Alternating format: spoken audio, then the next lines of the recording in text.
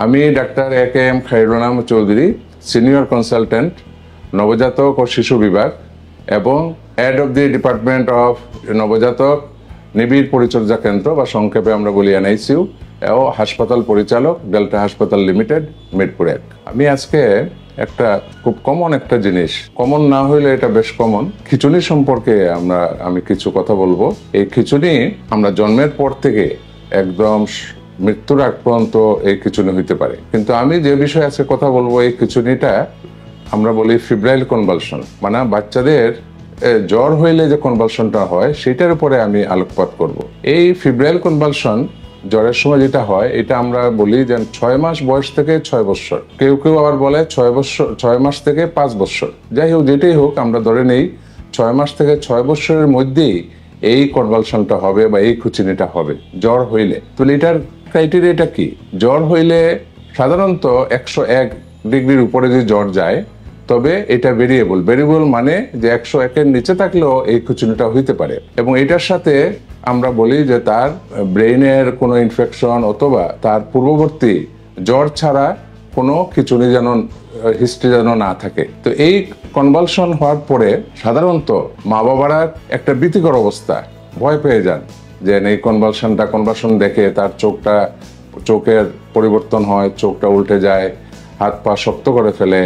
এই দেখে কোনো সময় মানে মা বাবারা অবশ্যই এটা ভীত সন্ত্রস্ত হয়ে যান। এই জন্য এটার উপরে আমি দুই একটা বলি, তারপরে আমরা দুই ভাগে ভাগ করব। এখানে আপনাদের করণীয় কি এবং আমাদের হাসপাতালে আসার পরে আমাদের করণীয় কি। এই ফিব্রাইল কনভালশনটা সাধারণত আমরা কারণ যদি বলি যে এটার বিশেষ কোনো ডেফিনিট কোনো কারণ নেই। সাধারণত এটা ভাইরাল ইনফেকশনে আমরা বলি, ভাইরাস, এটা আপনারা জানেন ইনফ্লুয়েঞ্জা ভাইরাস থেকে নেওয়া অনেক ধরনের ভাইরাস আছে, বা গলার কোনো ইনফেকশন হইলো, এটার সাথে এটা হওয়ার পরে জ্বর হয় এবং তখন খিঁচুনি হয়। সব ছেলে মেয়েদের কিন্তু খিঁচুনি হয় না, এটা দেখা যায় আমরা শতকরা 5 জনের হয়। এবং এটার ডেফিনিট আমি বললাম যে ডেফিনিট কোনো কারণ নাই।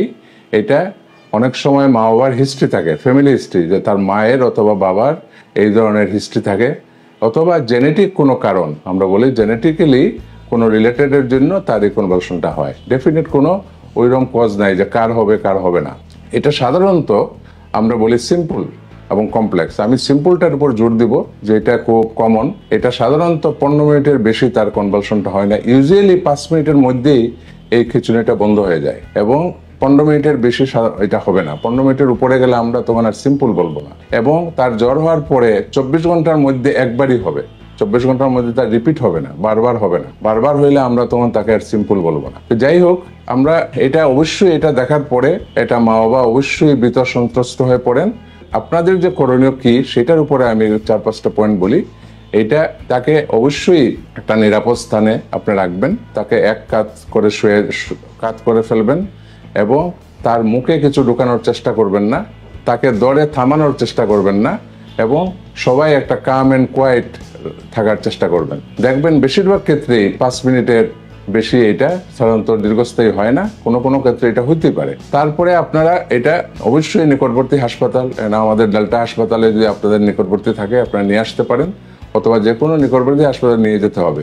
নিয়ে যাওয়ার কারণ হইল যে এটা প্রথম কনভালশন অথবা দ্বিতীয়বার যদি হয়, নেওয়ার পরে এখানে চিকিৎসক তাকে পরীক্ষা করবেন, দেখে তারপরে কিছু রক্ত পরীক্ষায় হোক, যে পরীক্ষা হোক, তার অবস্থার উপরে সেটা ডিপেন্ড করবে, সেটা নির্ধারণ করবে তার কোনো কনভালশনের কারণ কি, বা আসলে কি এটা ফিব্রাইল কনভালশন না এটা অন্য কোনো কারণে তার খিঁচুনিটা হয়েছে।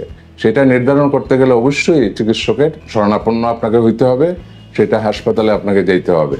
যাওয়ার পরে এটার উপর ভিত্তি করে আপনাকে সেই নির্দেশনা দেওয়া হবে। এটা আমাদের করণীয়। এবং এরপরে আমাদের আপনার যার কনভালশনে তার উপর ভিত্তি করে, তার অবস্থার উপর ভিত্তি করে চিকিৎসাটা হবে। আপনাকে একটা উপদেশ দেওয়া হবে কি করবেন কি করবেন না, সেটা দেওয়া হবে। সুতরাং আমরা যদি পরিশেষে যদি বলি এই ফিব্রাইল কনভালশনের উপরে আমি যদি 4টা পয়েন্ট আমি সামারাইজ করি, আপনাকে সংক্ষিপ্তভাবে বলি। একটা হইলো এটা সাধারণত এটা ভাইরাল ইনফেকশন দ্বারা হয়, এটা ভয় পাওয়ার কিছু নাই। হ্যাঁ, ইউজুয়ালি এটা হার্মলেস মানে এটা কোনো ক্ষতিকর প্রভাব আপনার তার ফিউচার ডেভেলপমেন্ট, তার ব্রেন ডেভেলপমেন্ট বলেন, তার অন্যান্য যে ডেভেলপমেন্ট হবে তার বয়স বাড়ার সাথে সাথে, সেটার উপর কোনো দীর্ঘস্থায়ী প্রতিক্রিয়া তার হবে না। আর আরেকটা হইলো যে এটা মনে রাখতে হবে যে তাকে এই অবস্থায় এটা আপনি প্রিভেন্ট করতে পারবেন না, যার হওয়ার তার হবে। হ্যাঁ, সুতরাং এটা প্রিভেন্ট করা যায় না। আর আরেকটা হইলো তাকে কমফোর্ট পজিশনে রাখা, মানে একটা আরামদায়ক পরিবেশে আপনাকে রাখতে হবে। কিরকম? যেমন তার যদি জামা কাপড় টাইট থাকে খুলে দিবেন, জানালা বন্ধ থাকলে খুলে দিবেন, তাকে একটা প্যারাসিটামল জাতীয় ট্যাবলেট বা সিরাপ যেভাবে আপনার ডোজটা নির্ধারণ করা থাকে সেভাবে দিবেন। হ্যাঁ, এই 4টা পয়েন্ট আপনি যদি রাখেন ইনশাল্লাহ কোনো সমস্যা হবে না। তো সবাইকে ধন্যবাদ।